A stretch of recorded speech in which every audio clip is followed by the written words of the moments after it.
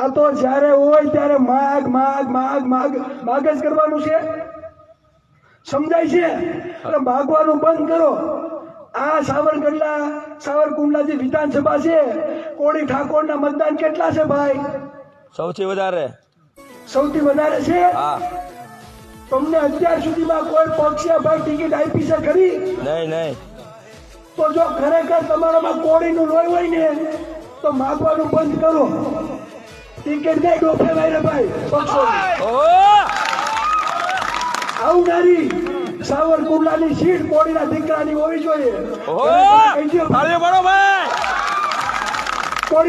કોળીના પેટ તો હોય ને બીજા પક્ષો ભાઈ ટિકિટ માંગવા જાય ભાઈ. તમે કહી દઉં, તમને જ્યારથી દેશ આઝાદ થયો ત્યાર સુધી હજી તમને ટિકિટ નથી આપી, તો હવે ભાઈ હુકમ માંગો છો?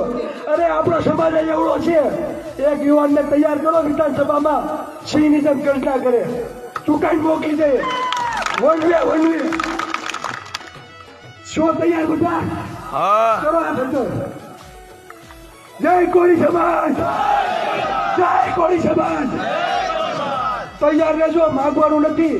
જે ટિકિટ માગવા આવે ને કે ભાઈ તારી ટિકિટ ભાઈ રાઈ તારી ઘરે ડોફા, અમારે તારી ટિકિટ નથી જોતી.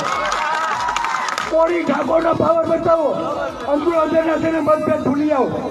આવનારી વિધાનસભા જો કુદરત કરે, વેલનાથની દયા હશે અને જો પાર્ટી બનાવશું તો પહેલી ટિકિટ સાવરકુંડલાના, બાકી માગવાની તો નથી જ અને વસ્તી જીતવાનું છે. અને